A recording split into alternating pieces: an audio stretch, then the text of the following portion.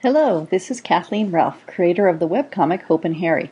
I know how important support is for creators, which is why I support Andy and Derek and the Comics Alternative through Patreon. This is the Comics Alternative, episode 181, reviews of Paracuellos, the Baker Street Peculiars #1, and Powerlines #1.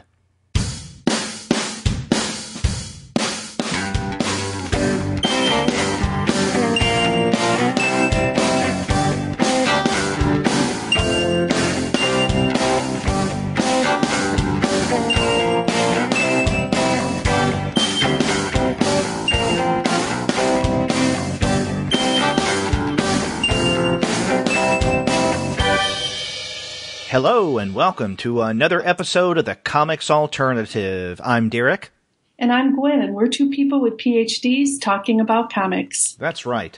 And on this week's episode, Gwen and I are going to look at 3 new titles. We're going to begin with Paracuellos by Carlos Giménez.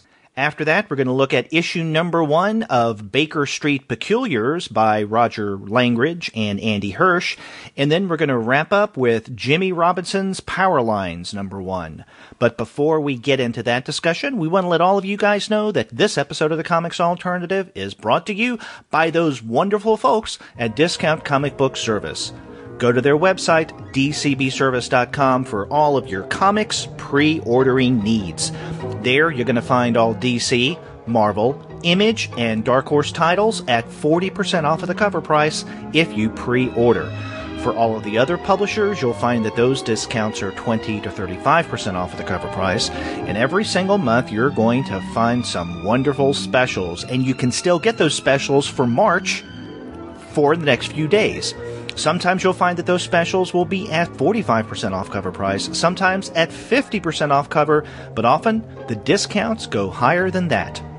That's right, Derek. In fact, this month, DCBS has Volume 3 of Baker Street Peculiars on sale for $2.59, which is 35% off the cover price. So if you like what you hear today and you want to get subsequent volumes, you know that you can get that one at a deep discount. And then Paracuellos is available at $16.24, which is 35% off the cover price. And I will say, you know, I've had a chance, obviously, to read it, and it's a beautifully set up comic, really lovely. So that price of $16.24 is a really good price. That's right. But, you know, you can always find great specials at Discount Comic Book Service, regardless of whether we discuss them on the Comics Alternative or not. Just go to dcbservice.com. They'll take care of all of your comics pre-ordering needs. And after you do get your comics there, be sure to send them an email and tell them that Gwen and Derek sent you. That's right. And you know, Derek, when I look at comics, I sometimes like to also have something good to drink. And what kind of thing do you like to drink, Gwen? Well, actually, I don't like to drink coffee because I'm allergic to it, but but I'll tell you what, Just Coffee Co-op has some wonderful coffee for those of our listeners who do love it. And they also have chocolate, which for some reason I can eat without any problem whatsoever. So it is a great place to go. That's right. You know, all of their coffee, even though Gwen can't drink it, is 100% fair trade. It's shade grown and it's organic certified. Everything is roasted in small batches. There is no mass production whatsoever.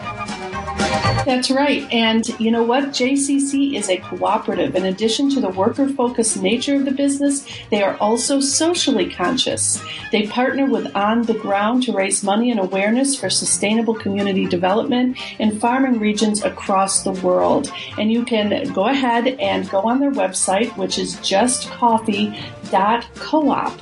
.coop, and if you type in comics in the discount little coupon area at the end of your order, you will get 10% off for being a wonderful listener of our podcast. That's right, and shipping is also free. So don't forget that. Again, that's justcoffee.coop. Use our coupon code COMICS for 10% off. You'll find that it's a great place to get caffeinated. That's right, and chocolate, which is also caffeine. And chocolified, yeah. That's right. Well, Gwen, before we get into discussion of the three titles for today, I want to do a couple things. I want to announce something, and then I want to remind our listeners of something. Great. This just in. The announcement is that the Comics Alternative podcast is now available on Spotify. So for those of you who listen to Spotify on a regular basis, if that's where you get your music. If you want to get podcasts there, I think just recently Spotify has started to carry podcasts, and the Comics Alternative is proud to be one of those that they carry. That's great, Derek. Yes. So if you're on Spotify, just do a search for Comics Alternative. You'll quickly and easily find us, and you can listen to the podcast that way. Now, Gwen, do you use Spotify? No, I don't actually, but it's kind of funny because I've been thinking and listening to all the places where you can listen to our comics. I've started to listen to them in all the different places, so maybe I'll make Spotify the next place that I listen to our podcast. Yeah, I have had a Spotify account for a little over 2 years now, but I really don't use it at all. But I can tell you that everyone else in my family, Amanda, my wife, and then both of my kids, Zach and Zoe, they definitely use Spotify, especially Zach and Zoe. That's where they get most of their music. That's how they listen to it. I think with Zach, he used to listen to what is that app? Pandora. Yes, he used to use Pandora all the time, but now he uses Spotify. And one of the reasons why I'm excited that the Comics Alternative is now carried on Spotify is that we can reach an audience that we may not have been able to reach previously, because there are a lot of people who like to consume their audio media through Spotify. So while they're listening to their music, or after they're listening to their music, they can listen to the Comics Alternative podcast. That's wonderful. Mm-hmm. So yeah, that's big news. And, if you do listen to the Comics Alternative through Spotify, if, you hear this and decide, hey, I'm going to start listening to the podcast, not through Podcatcher, but through Spotify, or not through Stitcher, but through Spotify, please do email us and let me know. I mean, I would like to know how many people would listen to or start to listen to us on Spotify. So let us know. If you listen to Spotify and you start listening to the podcast that way, it'd be great to find that information out. Mm-hmm. Yep. Now, the info that I wanted to remind all our listeners about, if you have been listening to the podcast for the past several weeks, you've heard this before.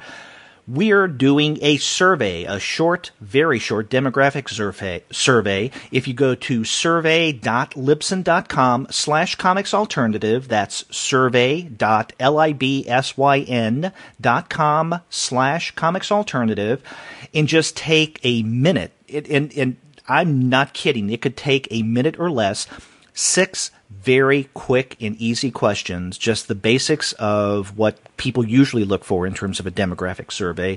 And take that survey. You can put in your email address if you'd like. You don't have to. But if you do enter your email address in that survey, then you will be placed in a drawing for a Comics Alternative t-shirt when we get them printed up later this year. So be sure to go to survey.libsyn.com/comicsalternative. In fact, as long as you're not driving, you could probably go online and take the survey as you start listening to Gwen and I discuss the titles that we're going to be looking at for this week. Yeah, I actually went and looked at the survey just to see what it looked like when you first announced it, and it could be done really quickly. This is not like one of those laborious things where you keep clicking yes and no and whatever. It's very zippy. Right. Zippy. I like that. Mm-hmm.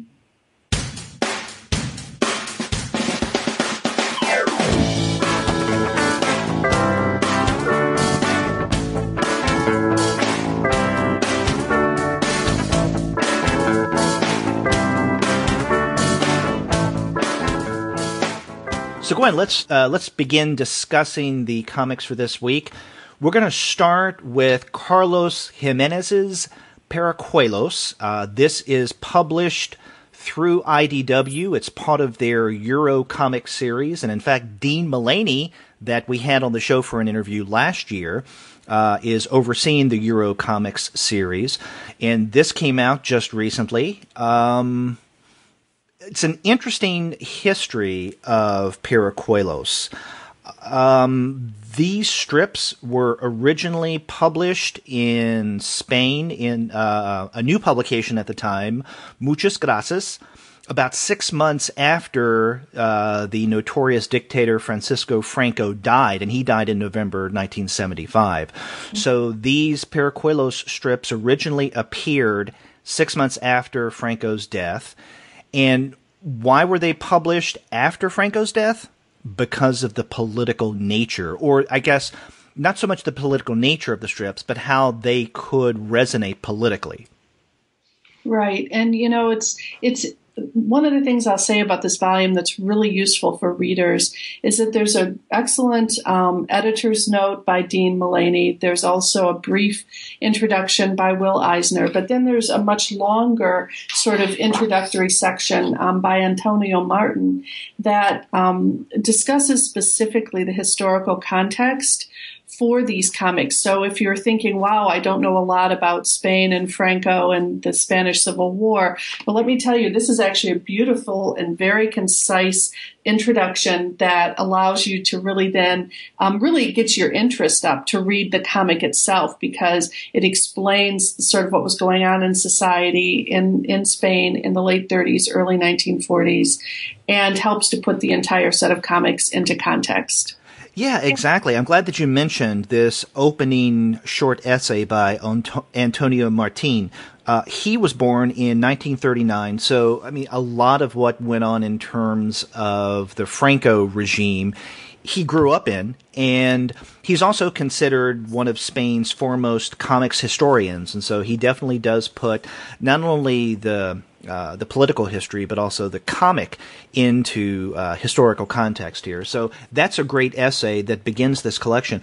But there's also another piece, it's an afterword by Carmen Moreno Nuno, and this is from, I guess it's selections from an essay that she had published in what I guess was a scholarly journal. And you can tell they're selections from a longer essay because at times there are breaks in the analysis where you can tell that the editors have taken out chunks, and that's fine. But she does highlight, I guess, the more literary aspects of Paracuellos that you've just read. Mm-hmm. I say just read. That's if you wait until you finish the book before you get to the afterword. So, and I would suggest that you not read the afterword until you do read the strips in Paracuellos, because it'll mean much more if you read the afterword after. Thus, afterward. Why, yes.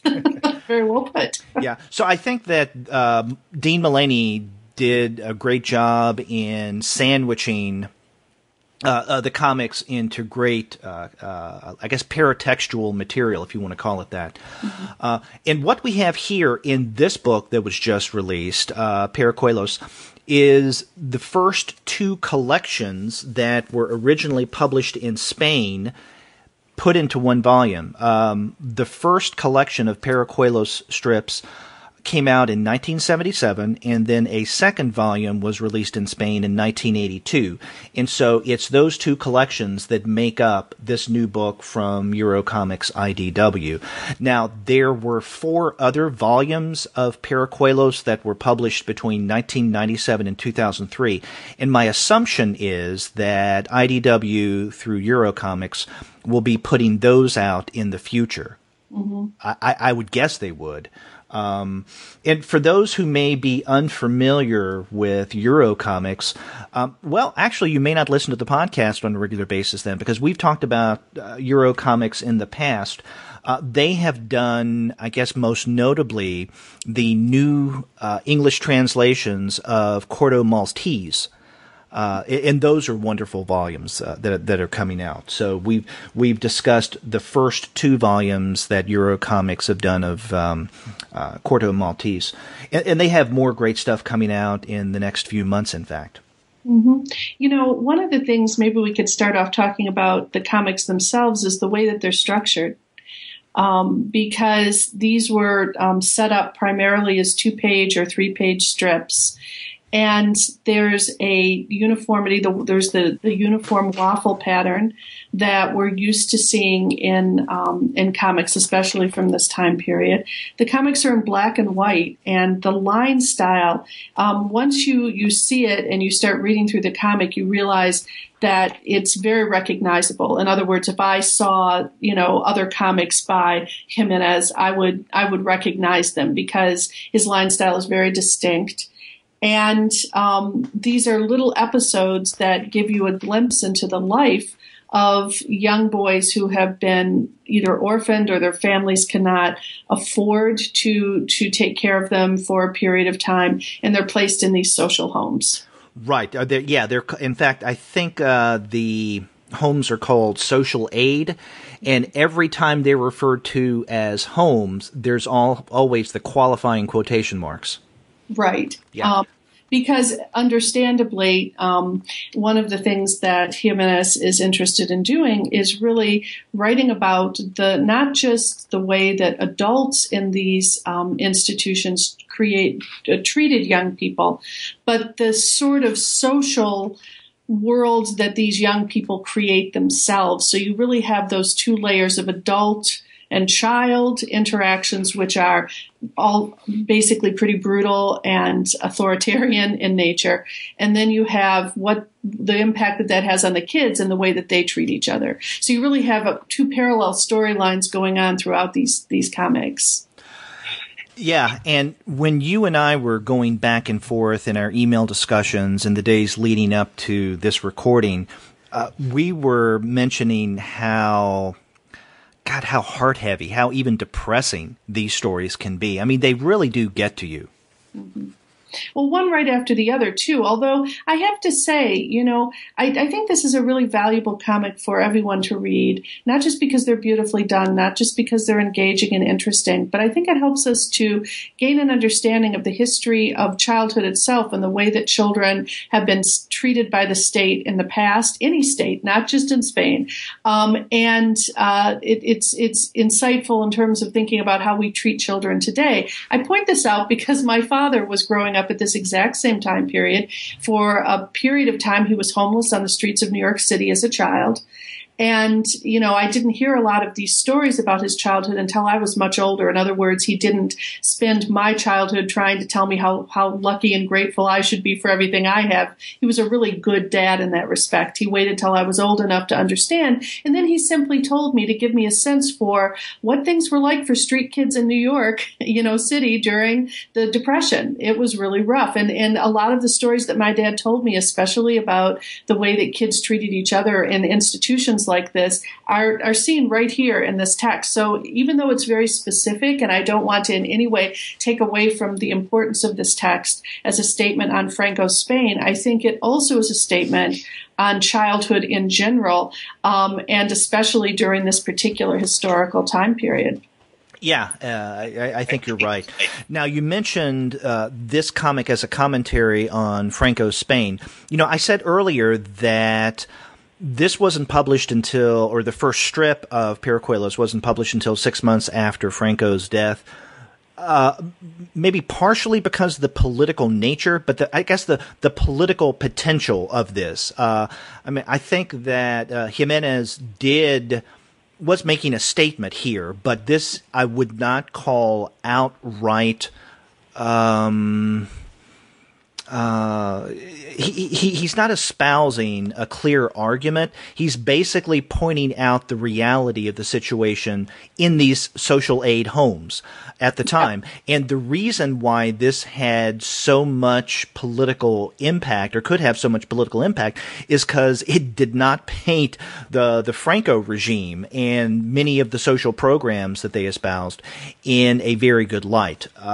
We were talking about the conditions under which these young boys, and they're boys, they had homes like this for girls as well, but, this is what Giménez experienced. I don't know if we've mentioned that, but he was in one of these homes, and so he lived all of these experiences. In fact, he says in one of the essays in this collection that he's not making this stuff up. Every single thing, every scenario, every interaction happened, if not to him, then people he knew and he witnessed it. So, I mean, this is reality that he's writing about here. It's nothing fantastical.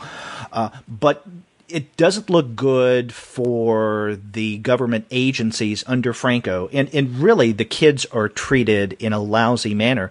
You also mentioned, Gwen, that we have the way that the kids treat each other can be quite horrific at times. And it seems to me more times than not, much of this behavior is encouraged by the environment of the social aid homes. I mean, they're put in situations, and many times the adults in charge pit one kid against another, and it encourages this kind of nasty, selfish behavior that we see running among a good number of the young boy population. Yeah, absolutely. And, you know, this also is somewhat, there are elements of autobiography that are brought into this text directly. It's not just that Giménez is saying that these are all true things or things that he observed, but one of the little lines that runs through this text is his development as a comics creator. And one of the things that the boys do sometimes gain access to is a popular comic at that time period called The Cub. And it's one of those sort of wild adventure comics that comes out serially. And Pablito, who is the character who Giménez has said was based upon him and his experiences, loves these comics, goes through all sorts of ends to try to obtain them, and tells the other boys that he's going to be a comics creator when he grows up. So you have sort of running through this an autobiographical strain as well as sort of an eyewitness strain, and that sort of makes it an interesting read as well. Yeah, that story that I think you may be referring to, this is in the second half of this collection, which originally appeared in the second volume of Paracuellos, and it is social aid. It's, I guess, the ninth story in this last half. The Cub, Catechism, and the Young Woman from Castellon. And, I mean, this is really sad in that one of the main characters, and I guess this is Pablito, right, who saves his money. And he ends, over a long period of time in order to buy all of the back issues of The Cub. And out of frustration, toward the end of this story, one of the adults in charge is just really pissed off and ends up taking not just Pablito, but others' comics, but of course it's Pablito's that we have central access to, right, and burns them. So it wasn't only in the United States that comics were being burned because they were seen as a bad influence or devil material. Mm-hmm. Yeah, and it's sort of when we were talking about this comic this weekend or emailing back and forth, and I said, this comic makes my heart hurt. That's what I mean. There's just these moments where even when there's a little glimmer of hope that comes into these kids' lives, or a little something that allows them to imagine a world outside the confines of the social home, things like this happen that thwart their desires. And, there's this little, towards the end, Pablito is thinking, when I grow up, I am going to be a comics, it's almost like he's needing to create an identity for himself against incredible odds. And of course, because you're holding the comic in your hand, that happens, but it doesn't take the sting away, I think, anymore. It's a beautiful comic to read. It's really emotional to read it, I think. I really recommend it. It's beautifully done. Oh, yeah. You were mentioning earlier the autobiographical links of Paracuellos to Giménez's own life and his own experiences. I think it would be safe to call this an autobiographical comic. And I know this is something that Andy Kunka is very interested in because he has a particular keen interest in autobiographical comics. Mm-hmm. And he was curious about our discussion of Paracuellos because of this. And you're right. In the second half of this volume that we have through Eurocomics and IDW, I guess the autobiographical character that best represents Carlos Giménez is Pablito, Giménez. But in the first half of the book, there is a character, a young boy called Carlos Giménez. In other words, he bears the exact same name as the author. That's a clear autobiographical link. And with Carlos in the first half, what was originally the first volume, and in Pablito in the second half, what was originally the second volume of this, published in Spain, both of them have a brother named Tonin. And Carlos the actual author has a brother named, I believe, Tonin. And so I mention this because it's an autobiography or an autobiographical comic, but one where the representation of its creator is more fluid than anything.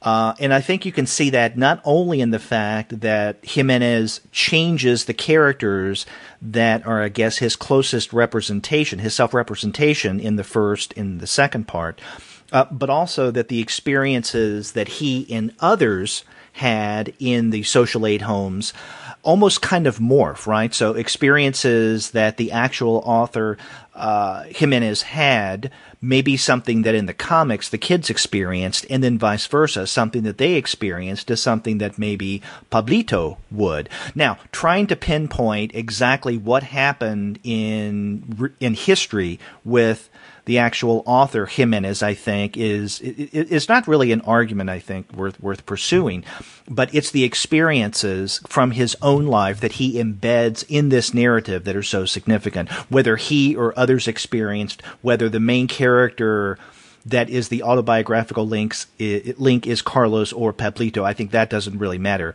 But what comes out is that Giménez is weaving his own life experiences in the social aid homes into this comic.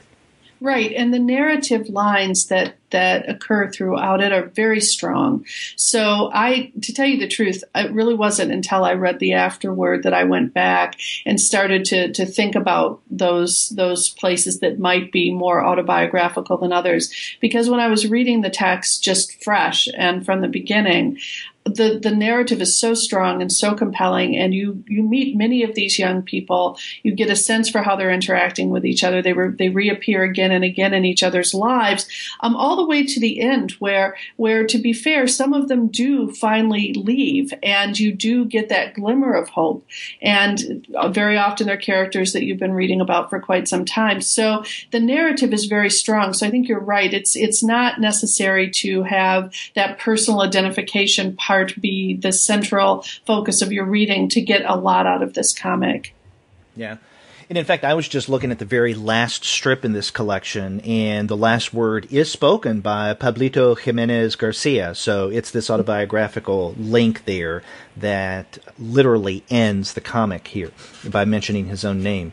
It's almost as if by the act of mentioning his name and having those as the final words of this particular volume, what was originally the second volume of Paracuellos, I mean, it's like the author putting his stamp on it. And it's almost as if, we've learned throughout that he wants to be a creator. He wants to be a comics artist. Now he has become one. And we see that name at the very end. It's him saying, I have arrived. Right. So to speak. Yeah, absolutely. Yeah. And so it really becomes both a universal story and a very particular story. Mm-hmm. And to me, that's the best kind of storytelling. Right. Also on this last page, there is a row of panels that I think nicely encapsulates the cruelty of the adult world within these social aid homes. This is the third row down on page 122, if you're following along, Gwen. You have you got 5 individuals, 5 adults who were screaming to the kids what they need to do or what they can't do. In other words, the things throughout this volume that seems to cause the kids heartbreak, and headache. You have one guy yelling, our country, no one too small to serve their country. Historical destiny, God's empire, which we learn throughout that the kids have to say this every now and again. Then there, looks like an old school marm with a cross right under her collar that says, have faith and pray constantly. Pray so God in his infinite mercy. And then next to her, there's another woman screaming, the devil is whispering in your ear. Don't say the rosary, Hail Mary, bless the rosary, praise the Lord. And then another teacher right beside her, Hail Mary, the Catechism, God is infinitely good, wise, just, and powerful. Amen, amen, amen. And then the last one of that row, a guy saying, I said, get in line. Men don't cry. Half monk and half soldier. United, great, and free. Discipline, order. I'll break your ranks. And these are basically the words that haunt and hurt the kids throughout.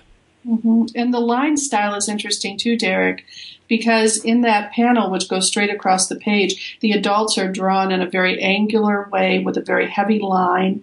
And surrounding these images are the kids themselves, who are drawn with a very soft line. It's clear that that not only are these words hurtful, but that it really underscores the vulnerability and youth of the kids who are listening to this. That's a great observation.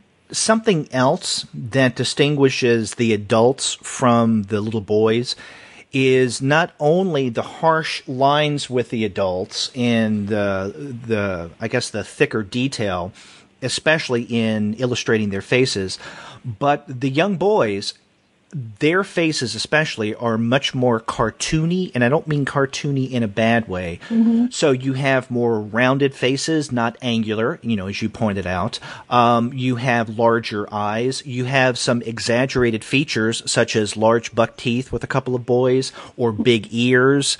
Or little cowlicks and things like that. Yeah, and again, these remind me of cartoons more than more realistic renderings of the human face, which is what you would find with the adults. And so, Giménez definitely does represent the adults in a harsher, more detailed manner, where the kids are shown to be a little, I think their innocence comes through in the softer line, as you pointed out.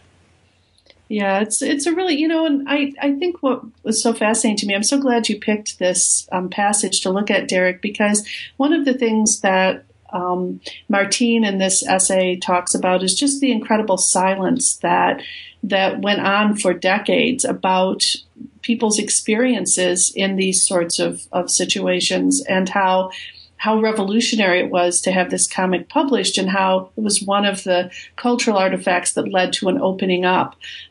So that by, I think in the last part,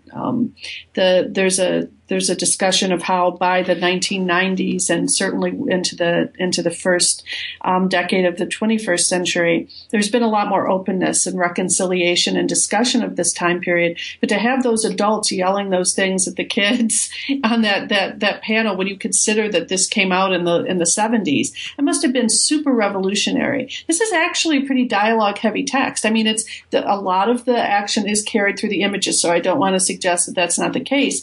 But a lot of speaking and talking about truth and about what's going on in the situation happens in this comic, and it must have just been really radical to read this in the 1970s in Spain. Right.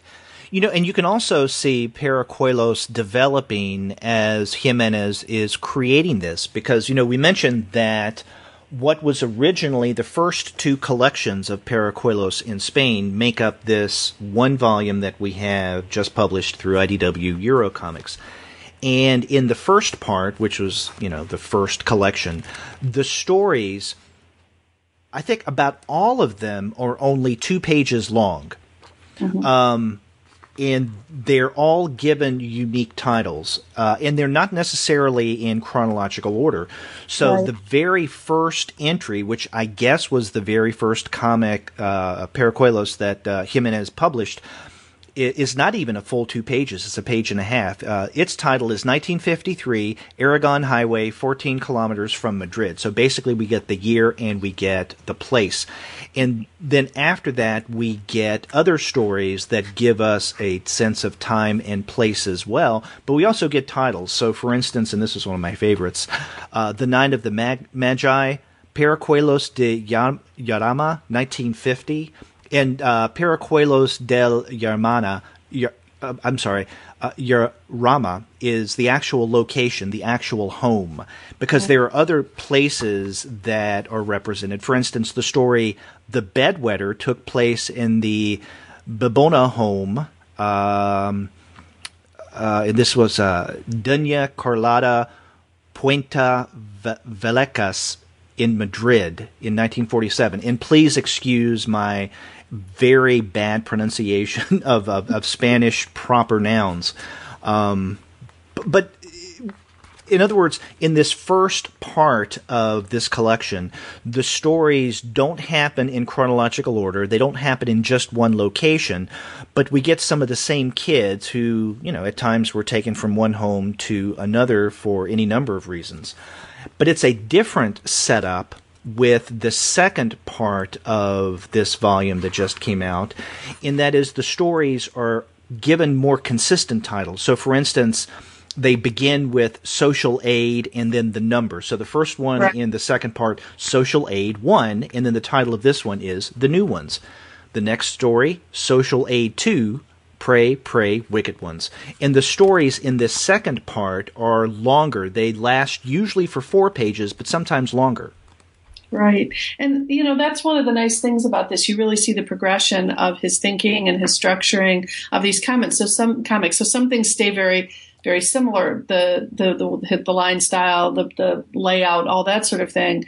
But you're right. There's the stories become more sustained, and you really get to know a lot about the characters and their interactions with each other as you move further and further into the text. It really does draw you in. It was a gripping read. I sat and read it in one sitting, actually, and that's when I typed that email to you and said, "My heart is so heavy." It was pretty dramatic, but I was feeling pretty dramatic after having read it. Well, let me ask you: had you heard of Carlos Giménez before? I had, but only in passing. I was fortunate enough to attend an international comics conference in Spain, and I believe it was 2011.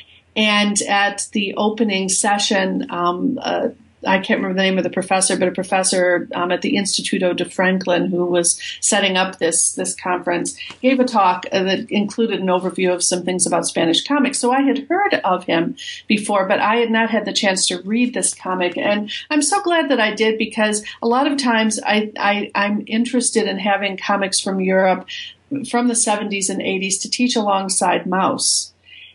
Which I often will, sort of use in my comics courses as we move through the history and progression of comics. And so having this text now in this format, it's affordable, it's beautifully put together. I will probably be teaching it. In fact, I may put it onto the syllabus for fall, even though I supposedly already have to have my books in, because I think it would be really great for my students to have an understanding of European comics and especially Spanish comics. So. Oh, yeah. And, even when it comes to, let's say, more critical or scholarly work on comics in this country, I think that we still have a long way to go in terms of recognizing non-North American titles, and especially, let's say, if it's European titles that aren't Franco-Belgian, right? Right. It would seem to me that Italy and Spain seem to be relatively underrepresented when it comes to comics history worldwide. Now, this is the first time I've read anything from Giménez, but I had heard from him heard about him, not from him. He's still alive, apparently. Yeah, I know. So I guess he could, after listening to this, get in touch with us and say, guys, you mispronounced a few things, but other than that, thank you. But no, I'd read a little about him in the book that came out not quite 2 years ago, Comics: A Global History, 1968 to the Present. David Mazur and Alexander Danner did this. I don't know if you're familiar with this. No, but I've just written that down. Yeah. It's definitely worth reading. In fact, I think I did a review of it that's on the Comics Alternative blog, and it's one of the first attempts that I have found to look at 3 major world regions of comics production: North America, Europe, and not just Franco-Belgian, but Europe, and then Japan. I mean, there are other places as well, but those are the 3 that the authors focus on. And they mention Giménez a couple of times. but they don't go into a lot of detail about his work. And I think they do mention Paracuellos. But when I read this not quite 2 years ago, Comics: A Global History, I thought, okay, it seems interesting, but there wasn't enough information on Giménez for me to want to seek him out. So I'm glad that Eurocomics and IDW has put out this first collection that they're going to be doing of Paracuellos. Yeah, and I like you said, I assume that they will continue to reprint these, and that would be really exciting to have that whole collection.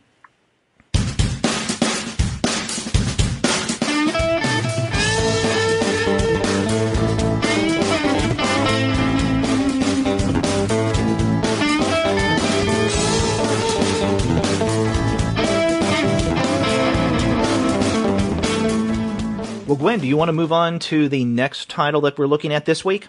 Yes, the game is afoot. And appropriately said, my friend. This is issue number 1 of Baker Street Peculiars. This is out from Kaboom, which is part of Boom Studios. It's written by Roger Langridge with art by Andy Hirsch. Now, before we start talking about this first issue proper, Gwen, let me ask you, are you familiar with the works of Langridge and or Hirsch?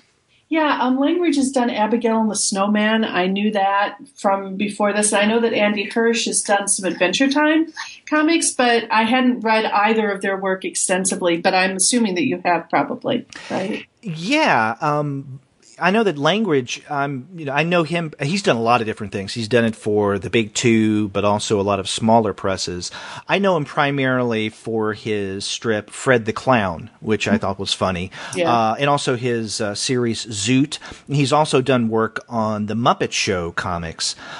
Now, Andy, I'm much more familiar with, especially on a personal basis, because I consider Andy Hirsch a friend, and he's definitely a friend of the Comics Alternative. He is actually lives not too far from where I live. He lives in Plano, Texas. In fact, his local shop, Collected Comics and Games in Plano, is my local shop. And we have had Andy on a number of times on the podcast, usually on location. For instance, he has been at Collected in Plano on Free Comic Book Day and on Halloween Comic Fest, and I've briefly interviewed him there. He's been at other places, other cons, for instance, Heroes Con and Dallas Con, where I've talked to him briefly there. Later this year, I'm going to have him on, I think Kunka should be the one to talk with us as well, because he knows Andy. Kunka and I plan on having Andy Hirsch on for a serious, longer interview, because Andy Hirsch has a new book coming out, I think it's in September, from First Second, called Varmints. Oh, wonderful, yeah. So that's something to look forward to. But, Andy, you mentioned he's done some Adventure Time work, and he has. He's probably best known for being the artist for the Garfield comic book series, but he also did a mini-series a few years ago, a really good one called The Royal Historian of Oz. And he's done some other things as well, but, those are some of the things that are, I think, highlights of his work, and also Varmints, which I'm particularly looking forward to. So this is going to be quite a year for Andy Hirsch. We have the first issue of the miniseries. I think it's a 4-issue miniseries, right? Baker Street Peculiars coming out now, and then in the fall we have Varmints. Well, awesome. They work very well together.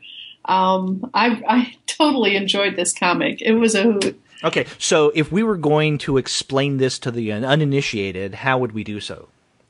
Well, it's a very dynamic and colorful comic that is set in the 1930s, and from the very first panel through to the very end, everything is in motion, and you are introduced very quickly to a group of young people who all are very distinctive and very interesting, and who are all in pursuit of what appears to be a lion statue that has come to life in the middle of a major sort of square in London. And the characters are Molly, who is a young girl who very much wants to be a detective. She is living with her grandpa, and he wants her not to be a detective. He thinks that's not fitting work for a young girl. And she is Jewish. Then we have Rajani, who is a young girl of Bangladeshi origin, who is left under mysterious circumstances at an orphanage, but is stolen from the orphanage the minute that she drops on the front porch by someone who teaches her to be a pickpocket.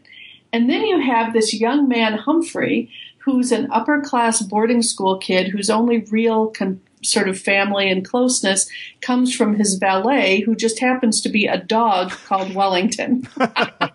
So this is quite an interesting group of young sleuths who are set upon this great sort of adventure of trying to figure out how a statue could come to life.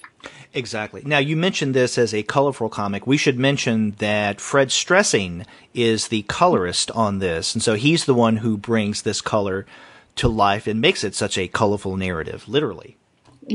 And it's also, it's been described as an all-ages comic, which I absolutely agree with. There was a lot that amused me, and especially if, like me, you've read not only the original Arthur Conan Doyle Sherlock Holmes texts, but you've read a lot of the sort of subsequent texts set in that fictive universe. I think you'll really enjoy this because there's some twists and some turns, but you don't have to have a familiarity with it to enjoy it. I think that for very young readers, they would like this as well, and it could lead to sort of picking up some of the text when they got a little bit older to read, Conan Doyle's work. But I think adults would appreciate the comic too. Exactly. Now, as you mentioned, your experience with Arthur Conan Doyle, and then the title of this, Baker Street Peculiars, obviously Sherlock Holmes makes an appearance, or does he? But I don't want to, we will not give away any spoilers, but let's just say that this is a very Sherlock Holmes heavy narrative, and as you put it, with a twist. In fact, if you look at Andy Hirsch's cover, you have all four of the main characters, and I do count Wellington, the dog, as one of the main characters. Absolutely. They are coming through a hole in the wall, and the hole in the wall is a silhouette of Sherlock Holmes' head in profile. Mm-hmm. And they do encounter Sherlock Holmes, so to speak, and you read toward the end of the issue and you'll see where we're attempting to go without spoiling anything. But one of the things that struck me is this story takes place in 1933, because you get to the very first page and Langridge sets it up. 1933, exclamation mark. And the good folk of London town are making their way to their evening's entertainments. And so this is when the adventure begins. So I'm thinking, okay, 1933, Sherlock Holmes. Now we're out of the 19th century. So how old is Holmes here? Again, don't analyze it too much. Read to the end of this first issue and things start to come together. But even into the interwar period, we still have a Sherlock Holmes figure. And that's what this comic miniseries is based on. Mm-hmm. And I love the liberal use of slang in this text, British slang, and it's really fun to sort of read through that. In fact, I was reading some of the characters' lines out loud and sort of just laughing at the language as well. So it's a very boisterous text in every way, visually, but also in terms of the language that the characters use and the banter that they have. Yeah, it sort of reminds me a little bit of Scooby-Doo, which is one of your favorites. But it's very much its own thing, and I not only like the diverse cast, but as you continue to read the comic, you're going to see that there's a lot going on there that upends the traditional sort of understanding of the Holmes universe. So. I think it's definitely fun and it's worth a read, and there's a lot of surprise and I mean, I think that you can sort of anticipate some of what's going on, but I was very pleased at the end after reading the first volume. So. Or the first issue, yeah. Oh, sorry, first issue. Yeah. Okay. You mentioned the boisterousness of the town and some of the townspeople that we encounter, the night that this statue apparently comes to life and starts terrorizing people. I think part of that boisterousness is created through Andy Hirsch's art. I think a lot of the adventure and dynamism that are going on is indebted to the way that Hirsch draws. I mean, it is his style. And this is a similar style that you will find in the work that he's done so far in Varmints, which I think he self-published, if I'm not mistaken, but also in his Garfield comics. Now, in Royal Historian of Oz, you have, if I remember correctly, a more detailed style. I mean, not photorealistic detailed, but a little less smooth or soft and, again, I'll use the word cartoony, but not in a negative way. You definitely have the more cartoony, softer style in the Baker Street Peculiars, and I think that, is a part of this being an all-age title. But it also goes a long way in bringing out the adventure elements that go on, because you have, fun expressions, extreme movements. In fact, there's one page I'm trying to look for now when a police officer is chasing these three guys, or I guess four of them if we include the dog, and it reminds me of something out of Tintin, because there's the little red line. Yes. And so you see them across this page running away from the cop, but as they're doing so, they're going, let's say, on top of a double-decker bus, inside a building, up to the top, across the roof, down the side, and then down the street and through a car. And we see that all taking place on the first page, and their movement is traced by that broken red line, as you pointed out. And so, there is something rather dynamic, but at the same time kind of charming about Hirsch's art, because I think he's tapping into not just the kind of art that tends to resonate with younger readers, but also in the history of the way that illustrative narratives for young readers has been represented. Mm-hmm. Absolutely. It reminds me a lot of a couple comics that were in a text that Andy Wolverton and I reviewed recently that's edited by Jenny Holm and others, and it's called Lunch, right? And it's just comics on lunch, and there's a whole comic that basically, in order to read it, you have to follow a yellow arrow. So it's sort of making fun of that, but it also is showing how unbelievably fast-paced and dynamic this comic is. There are a lot of other techniques that are used throughout it to show speed. A lot of the discussion, it's sort of like West Wing discussion, where everyone is talking as they're moving and things are happening around them, and so it's it's a very Sorkin-esque. Yeah, exactly. It's got that going for it as well, and it's also just really funny, and it's playing off a lot of stereotypes of British cultural life and the class divide, as you might imagine. Mm-hmm. But it's all done in a very lighthearted way. Yeah, now the one thing about this issue that I don't dislike, but I had a little question about, but I'm willing to go along with this, is at the very beginning when the main characters all come together, because when the story opens, we see Rajani, Humphrey, Wellington, and Molly all chasing this creature, this lion statue come to life thing. And I just assumed that these guys were working together, that they all knew one another. But we learned later that they don't really, that they all just by chance happen to be chasing after this lion statue at the same time, and that's what brings them together. So, maybe a little convenient, but again, for the kind of story this is, I'm willing to go along with this. Yeah, I agree with you on that. I thought that they had already formed, but then I realized they hadn't. But I guess that may be explained later in the text too, because you get the sense that someone may have been watching them. They all have potential, but maybe together they are stronger type thing. There's sort of a little Justice League thing maybe going on there. So it'll be interesting to see how this plays out. Right. Now, you mentioned things coming together in a way. Now, we only have 3 more issues of this for this story to play out, because this is one of 4. But it strikes me that this premise has great potential, that if these 4 issues and then the trade of the Baker Street Peculiars sells well, that Langridge and Hirsch will do another volume. which would be great. It would be. Because I really like this. Mm-hmm. Yes, so we're looking forward to issue number 2, which comes out not too long from now.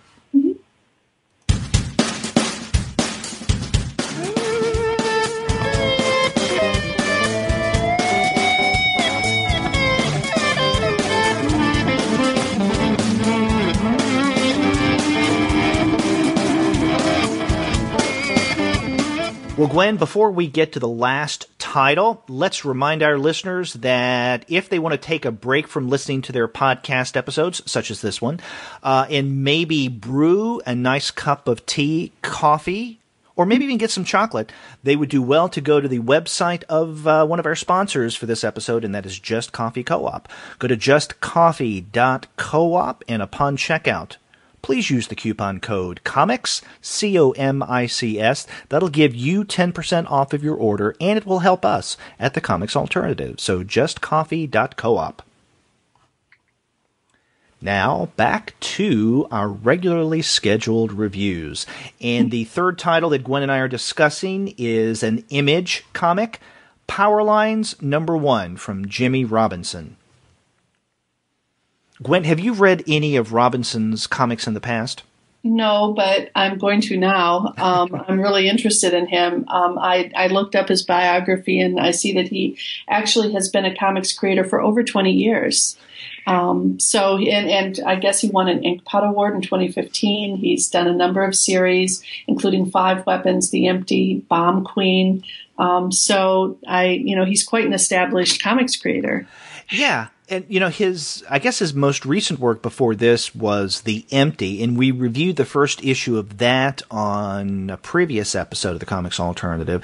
I didn't read any of 5 Weapons, that series, but I am familiar with Bomb Queen, and Bomb Queen is a little different, quite a bit racier, and I don't mean racier in the way that we're going to talk about race with Power Lines.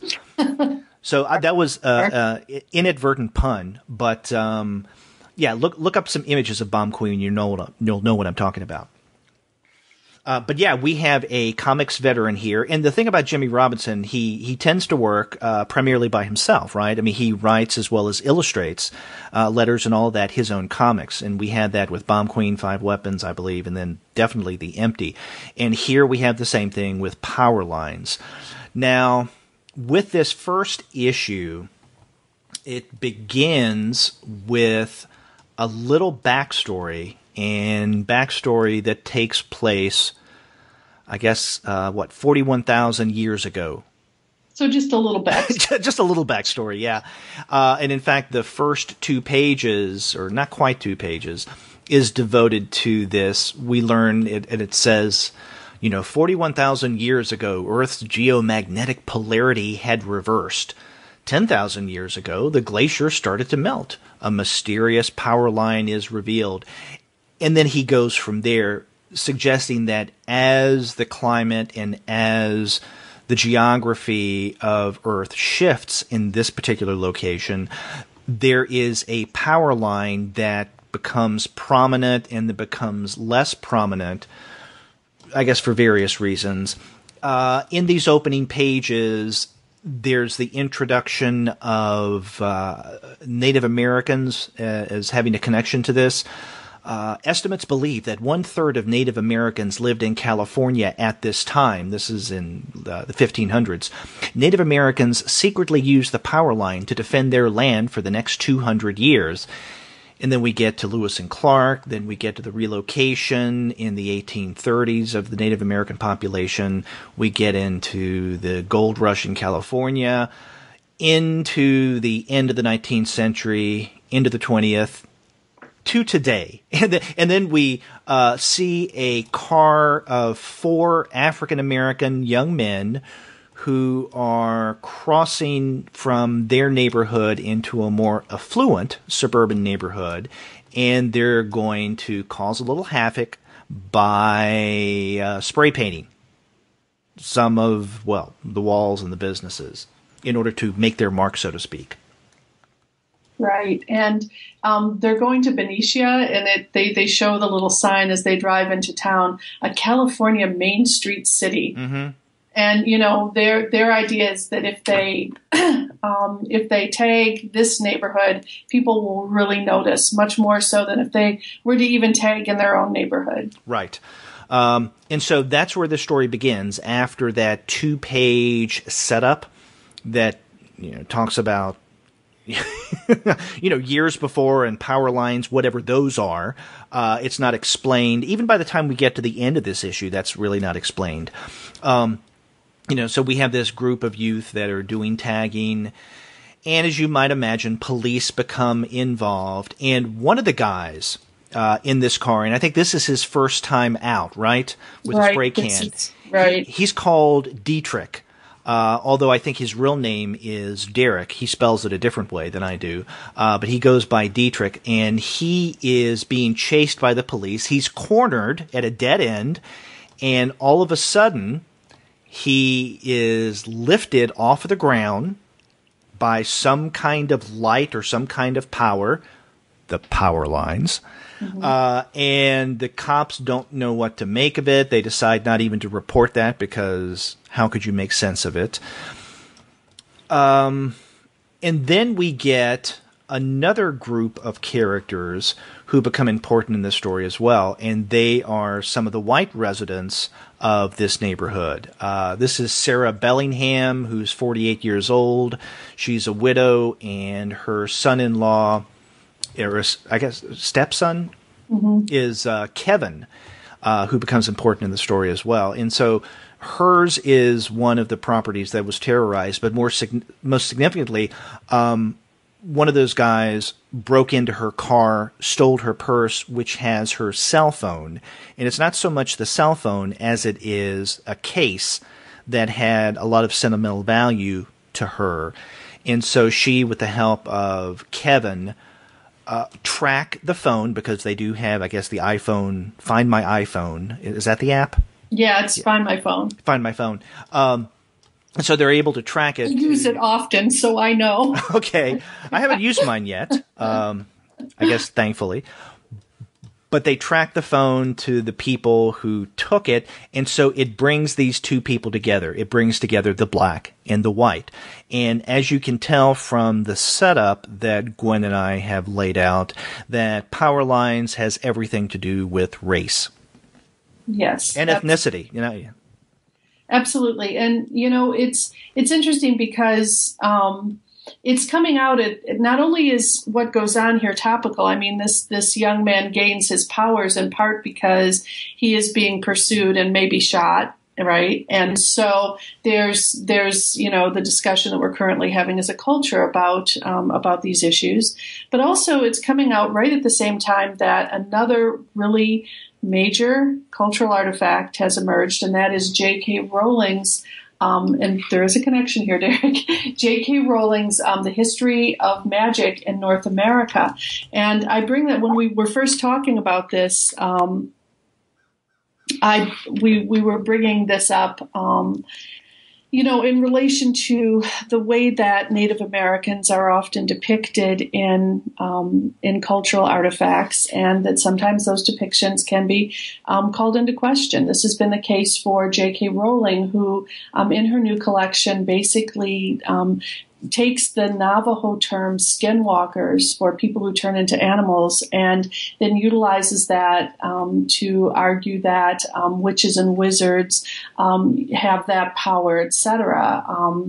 And this has caused a lot of criticism, in part because the idea of all Native Americans holding the same beliefs is something that we're trying to move away from. The idea that these were very separate cultures, et cetera, is important to understand.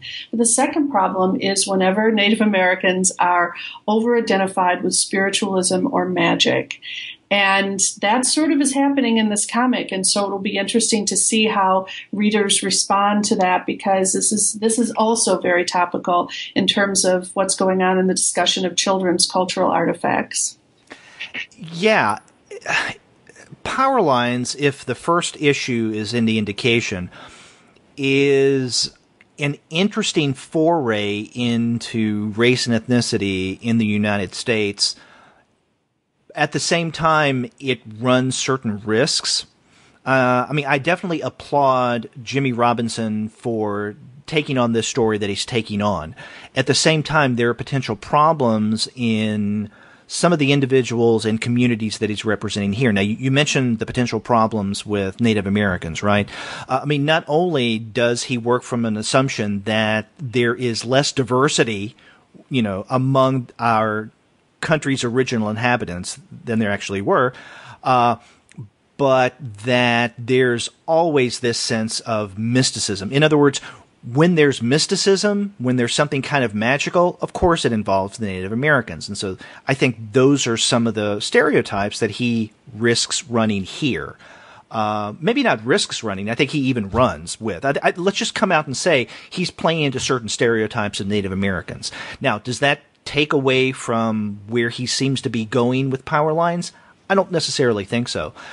He also could be critiqued in his representations of African Americans as well as whites.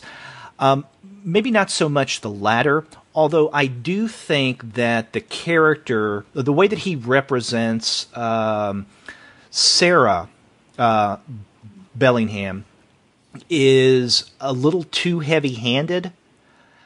She comes across as, since we're talking about contemporary politics and cultural issues, I would say maybe for me a stereotypical Trump supporter, right? Someone who hates the other, someone who's angry, someone who is blaming all of his or her problems on someone who doesn't look like who he or she is.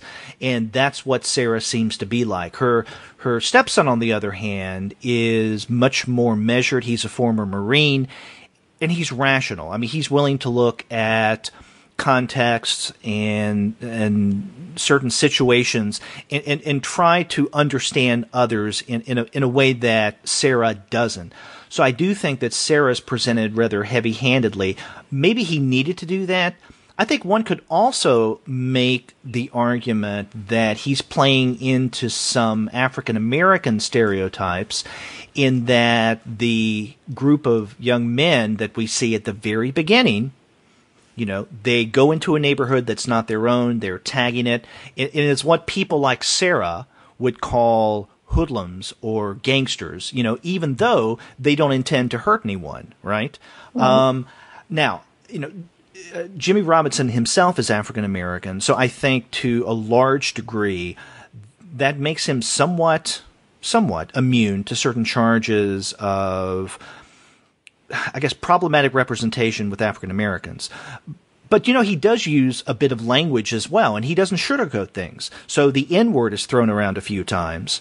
And this gets back to, I guess, where I started here in this rather longer, granted, comment, is that he's taking on a very fertile topic that I think needs to be addressed.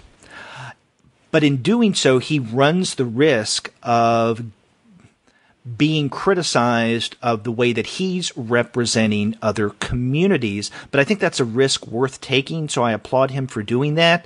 But just know that going into Power Lines #1, I think different readers are going to find different bumpy spots. Let's just say that, bumpy spots. But I also think because it's the first issue, I'll be interested to see the subsequent issues and see where he takes this. Mm-hmm. And they're scheduled to be released, I think, over the next 4 or 5 months. And I'll read them with interest because I think I agree with you. He's bringing up a lot of things in that are germane to our society right now, to things that we're talking about. And I'll also say, I was thinking about this in relation to another text we had been talking about, Sherman Alexie's The Absolutely True Diary of a Part-Time Indian, written by Alexie, set in the Spokane Nation in a reservation very much like the one that Alexie grew up in as a young man. And while the text has been lauded by many people for its attempt to get at a lot of the inequities and disparities between the primarily sort of white population that surrounds the reservations and the individuals who live on the reservation, one of the criticisms that he's come up against by members of the Spokane Nation itself is that his depiction of alcoholism and his statements that all Indians are alcoholic. I mean, he pretty much comes pretty close to saying that many Indians are alcoholic or live in situations with parents or guardians who are alcoholic, and that has caused a big controversy and a lot of pushback there. So I think that this is the risk that sometimes people, have to take in order to deal with things as they see them. But I think you're right. That means that then their work can be interpreted in a lot of different ways by a lot of different people. But I think this is a comic that would certainly set off a lot of dialogue. Right. But I don't think we have to be really careful here because of a lot of the language that's used in it, not just racially based language, but language, period. It's not the kind of book that's going to show up in a high school classroom either, unless it's a very specific kind of high school. So a lot of the kids who might most benefit from thinking about these ideas maybe won't have access to this comic. Right. So, this is a much more mature title than Baker Street Peculiars. I'm glad we brought that up, actually, because it is important to note. It is very different in that respect. Yeah.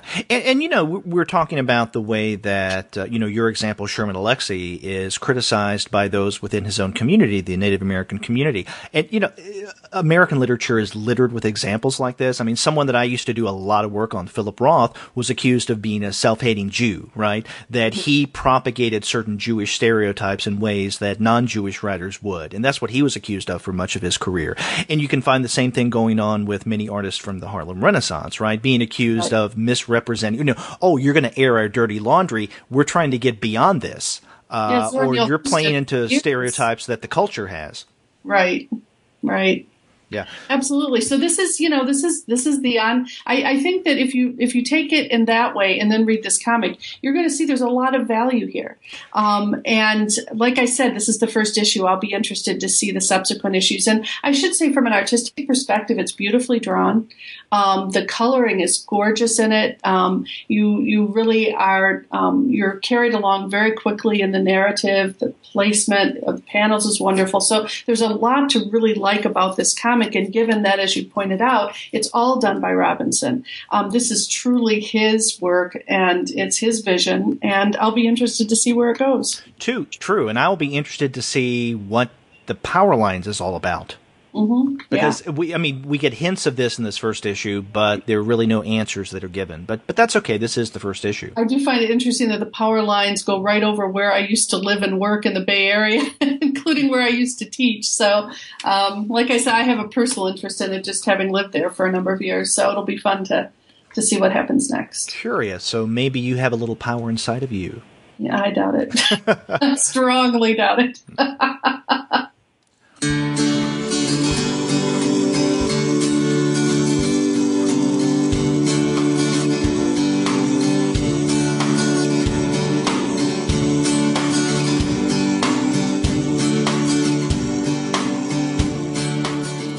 Well, Gwen, we started off with Carlos Giménez's Paracuellos. After that, we looked at issue number 1 of Roger Langridge and Andy Hirsch's Baker Street Peculiars. And then we wrapped up with a discussion of Power Lines number 1 by Jimmie Robinson. So 3 really good titles for this week. Absolutely. That's right. And if you want to find great comics like these that we've discussed for this week, definitely check out the website of our sponsor, Discount Comic Book Service. As Gwen pointed out at the top of the show, you can go to dcbservice.com and find Paracuellos at a great discount and subsequent issues that you can pre-order of both Baker Street Peculiars and Power Lines that you could get at great discounts as well. And then after you do get your comics there, get in touch with us and let us know what you're going to be reading. If you go to the website comicsalternative.com, you'll find that you can leave us a voice message through SpeakPipe, which is a very easy process. Or you can call us the old-fashioned way. The phone number is 415-3-COMICS. That's 415-326-6427. Right, or you can contact us by email at 2guys@comicsalternative.com. Or you can get in touch with us individually. I'm Gwen at comicsalternative.com. Derek, how can people reach you? Easily enough at derek@comicsalternative.com. You can also find us on Twitter, Facebook, Tumblr, Instagram, Google+, Goodreads, Pinterest, YouTube, and now on Spotify. You can subscribe to the podcast through iTunes. You can stream us on Stitcher. You can also find us on TuneIn. And you can find every single one of our podcast episodes, as well as the many reviews and comics-related commentaries that we post on our blog by going to our website, which is comicsalternative.com. All right. Well, thank you, Derek. This has been a great show. Yeah, and I like it when you join me for these regular weekly shows, in addition to your and Andy's wonderful Young Readers episodes. Absolutely. We have another exciting one coming up next month, so yeah. So look forward to that, and also look forward to next week's review show. And until then, I'm Derek. And I'm Gwen. See you next time. Bye-bye.